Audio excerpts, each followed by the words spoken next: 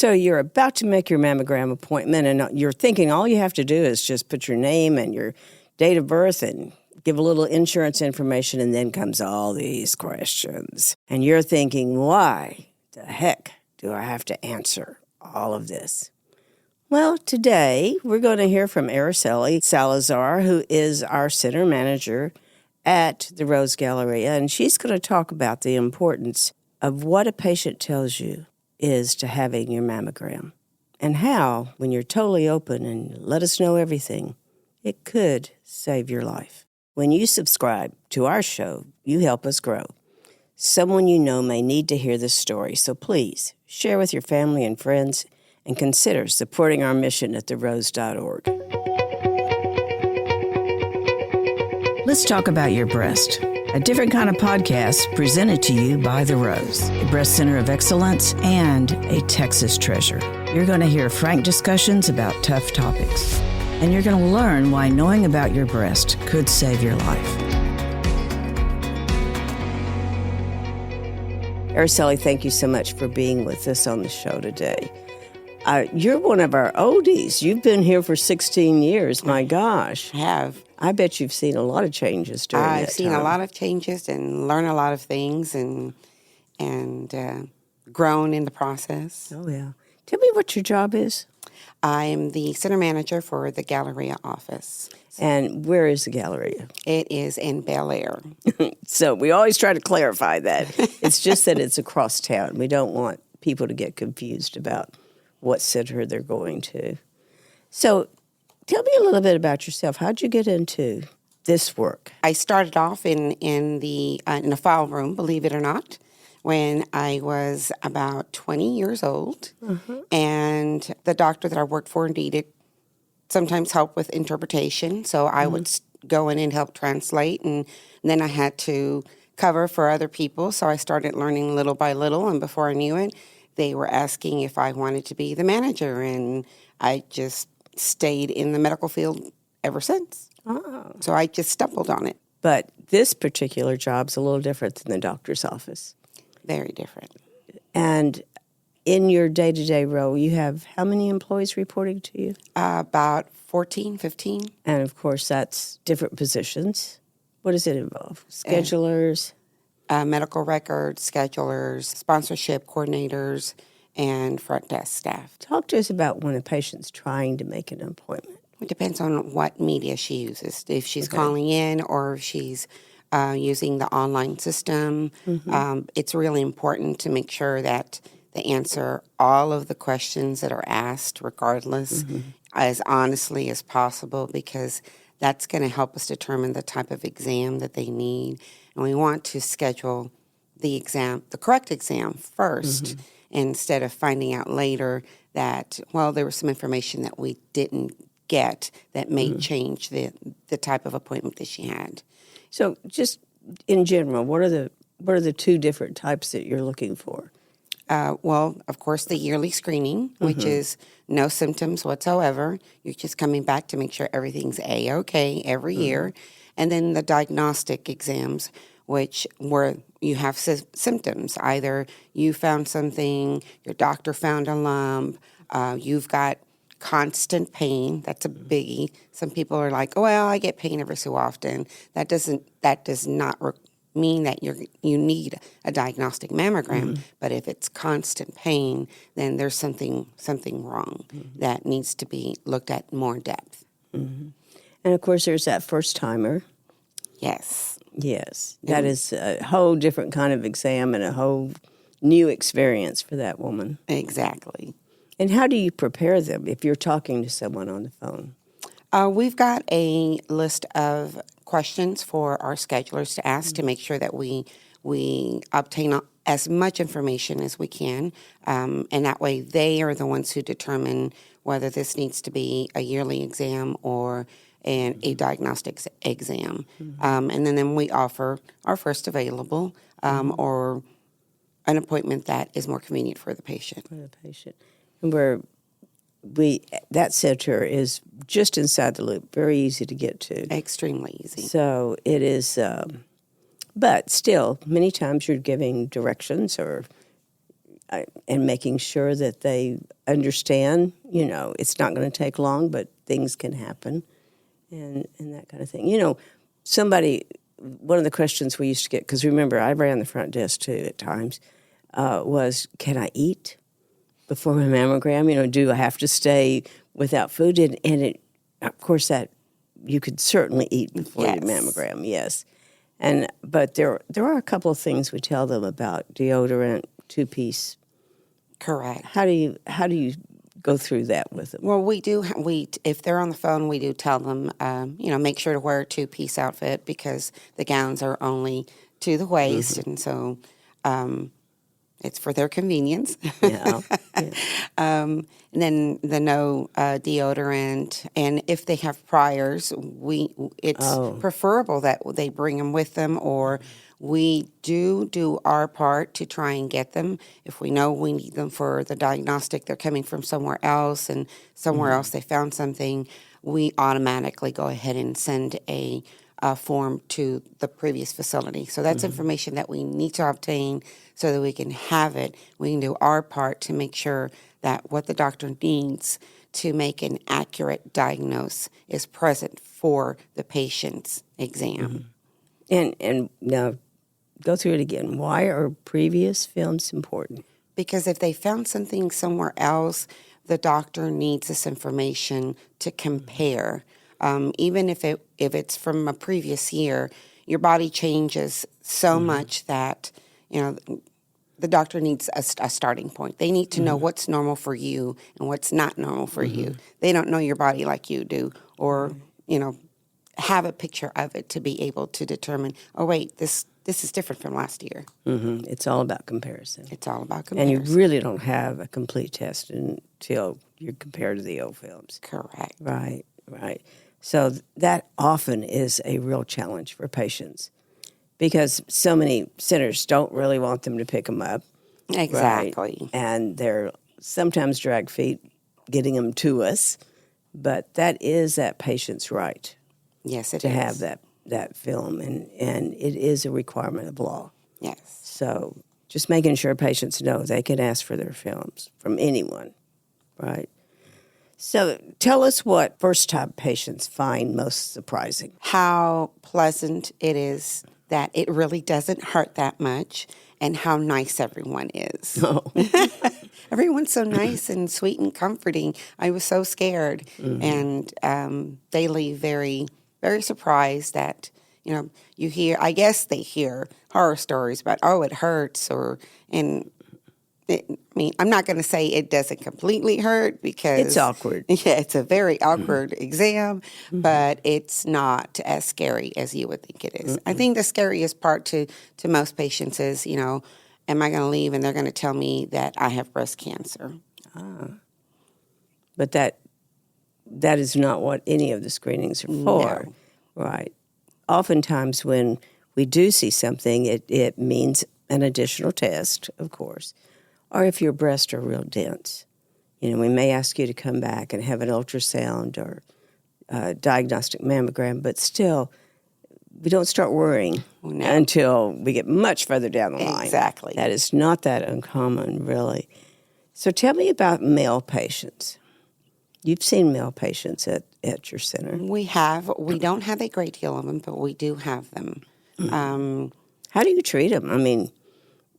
Well, unfortunately, we can't put them in the same room as our female patients who are undressed. And it's, we want all our patients to be comfortable. So that would be a little bit awkward to sit in the same room, vulnerable. So they do wait in our lobby until they are asked to come in, or they're ready to perform the exam. And they just go into the room itself. Yes. They Change there. Yes. Yeah. But we do see enough men that we sure don't want anyone to hesitate calling. Definitely. Because we do make special arrangements. They don't. I know our male survivor on our board says, that whenever he goes, and he's tall and, really manly, and he says when he stands up and they call his name, everybody's going, what is that guy going back there for? But hey, he's had it twice, and he knows, A man goes through the same thing. It's a mammogram. Exactly. Yeah. Tell us some more about helping your patients understand what they need to bring in or need to have ready, especially our uninsured patients. Oh, for the uninsured patients, we try to get them qualified for financial assistance at least 2 weeks ahead of time. Okay. So the coordinators will make several attempts to contact them, ask them a series of questions, obtain proof of income, depending on the program that they're being placed in, because every program has different requirements. And so we do that so that when they arrive for their appointment, everything's already done. Nothing is missing, and they're ready to have their exam done. And we're not asking them all those questions right there at the front desk. No. They've already We're answered doing them. that over the phone in a private setting. And then we do have patients that come in sometimes out of the blue or on a wrong day, and we do bring them into an office. If we'd rather do that, get them qualified while they're in the office, than have to keep trying to call them on the phone and reach them, and they may not be available. So if they come in, we make the time to stop what they're doing and get this patient qualified so that they are ready for the day of their appointment. And if for some reason they're just coming in for a screening and we have availability, they get seen. Because screeners, we don't have to have the doctor in the room. And for the diagnostic, we do. Exactly. So that is the big, big difference once you get into the clinic. Yes. The change is all about being sure you have physician availability, not, just Not just that. the exam. Yeah. Exactly. Do you have a favorite patient story? I have one that stands out to this day, and it was when I first started, a little after I started working for the Rose. I had a patient. I was helping the staff. We had some shortages, and so I was on the phones helping them schedule appointments. And so I got a patient on the phone, and she just yelled at me because she'd been waiting so long, and she wasn't happy about it. And so, we got to talking, and she calmed down, and then I started asking her for all the information that we needed. Well, of course, she was not prepared. She had nothing ready. She put me on hold. I waited. I heard her running to her vehicle to get the information needed, coming back, and then I guess as she was coming back, she stopped and she thought about what she was doing and how long she was taking. And when she got on the phone, she said, "I am so sorry." She said, "Y'all probably had someone like me before I got on the phone who didn't have everything and delayed you from getting to the next patient. And here I am yelling at you." Oh, that's a great story. And then when she did come into the appointment, she was so pleased that, that we took care of her. She brought a card, and I got, actually, for the next 2 years, I got postcards in the mail from her telling me thank you. Oh, that was very thoughtful. Yes. Yeah. Sometimes we know patients are just worried, and they're afraid, and they have too many other things going on, that they kind of forget. They do. And we know how that feels because we've been there. We've all been there. We've all been Exactly. scared. Yeah. Do you think it is? Do you think women really stay on top of their exams? I don't. In general? I don't. I think that as women, we're caregivers, and we're so used to caring for everyone else that we forget about ourselves. And I think that goes for everyone, including myself. I mean, my doctor scolded me the other day because I skipped a year. And so she was like, "I'm going to call your mother." A year? Did. Oh, my gosh, don't tell me that. I did. I got busy, and The machine's down the hall. I know, but I got busy. My insurance required an order. And so that meant, oh, my God, I've got to go see my doctor. Well, every time I called my doctor, they didn't have an appointment available for when I needed, so I'll just call back. And it just it just happened. Before you know it, months have gone by. Exactly. Right. Exactly. And, So, you touch upon a good point there, though. When do we need that doctor's authorization in order to do a mammogram? it depends on your insurance. If you've got an HMO or a Medicare replacement insurance, which is not just your Medicare, that's your WellMed, plan. yes, those all require you to have an order from your doctor just to have your screening. Just to have your yearly exam, you have to have that order. And that's the same as a doctor's authorization? Sometimes don't we need Sometimes it is, both? sometimes it isn't. It just depends on the type of insurance that you have. But you have to have that order so that we can do the yearly exam. I mean, we need it all the time if you've got symptoms. Absolutely. But we really don't need it for screening unless you have that type of insurance. It is that insurance requirement. And, of course, we in the medical field think some of that is just unnecessary. Yes. I started to use stronger words, but there's no reason if your doctor's already sent you and we have to go back and authorize that they actually sent you or whatever it is. It's just one more step for the doctors to take. It's not... One more barrier for a patient so they could forget. And then before they know it, the year's gone and they didn't get their mammogram done. That's right. Perfect example right here. Mm-hmm. Well, I certainly hope I never hear that story again.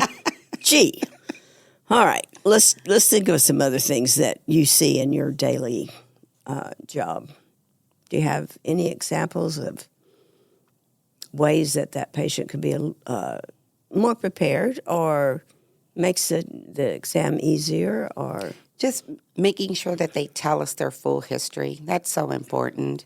A lot of times they come in, we ask the questions, and we may not get the full answers. And then they get to the exam area, and maybe because they're in a more private setting when they're in an exam area, they do the full disclosure, and so things change.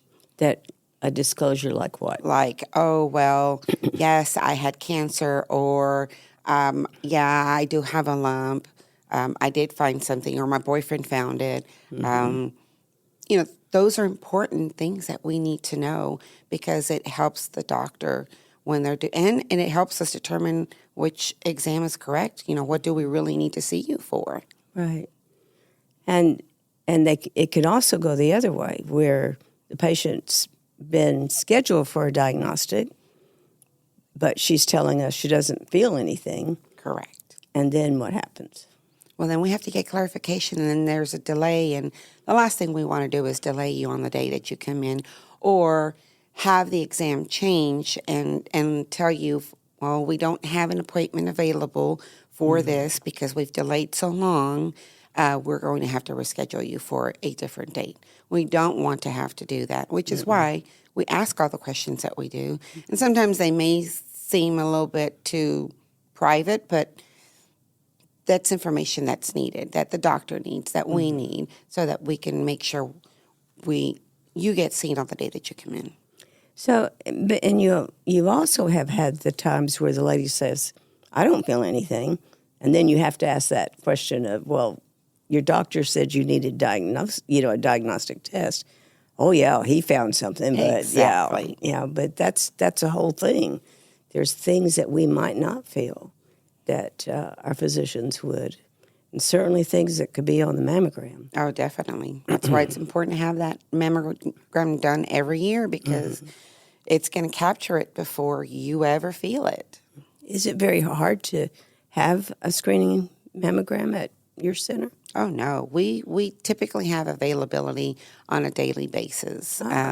We've had a couple of patients that come in on the wrong day.